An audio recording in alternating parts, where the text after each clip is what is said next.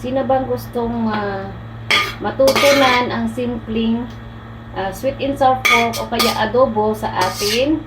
So, tara, pakinggan nyo ito. Tara sa ating munting kusina. Sa kawali, maglagay tayo dito ng 1/4 na soy sauce. At maglagay tayo dito ng marinated all-purpose. Ayan. So, ayan ang hanapin nyo sa store kung bibili kayo. So, maglagay tayo dito ng isang cups. Ayan. Maglalagay din tayo dito ng 1/4 na sesame oil.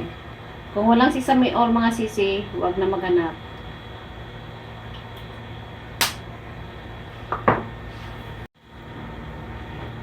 Maglagay lang tayo dito ng luya. Maglagay lang tayo dito ng 2 cups na tubig. At pakuluin na po natin ito mga sisi ko. Kumukulo na siya, ilalagay na natin yung ating karne. So, baka nagsasabi kayo na hindi ko na ito ginisa. Dahil nga dito sa bahay ng amo ko, organic yung binibili niyang frozen na karne.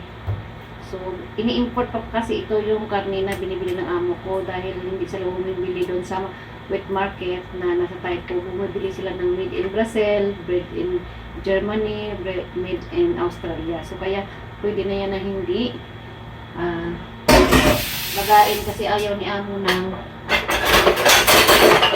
salmonella na kakapit pa. Kaya pag nabukas ka ng karne, kailangan mo talagang diretso sa apoy para mamatay na doon yung mikrobyo.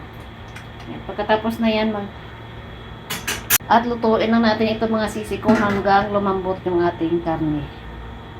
Depende kung gaano katagal at kung gaano karami ang lulutuin yung karne. Yan, isa lang na natin ito.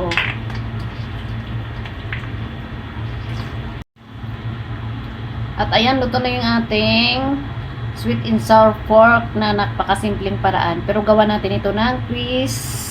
At dito mga sis, nag-iwan na ako ng konting sauce. Ilalagay lang natin dito yung ating sibuyas.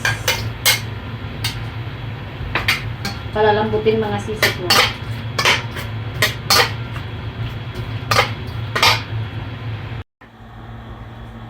At pagkatapos na natin maluto yung ating sibuyas sisi sa ating kaldero, ayan, o sa ating kawali, ilalagay lang natin dito sa taas.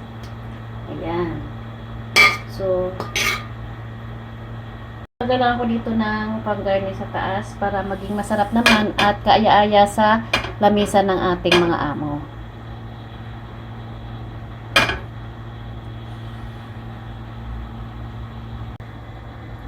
Tara, kain na po tayo mga sisi sa ating hapunan ngayon.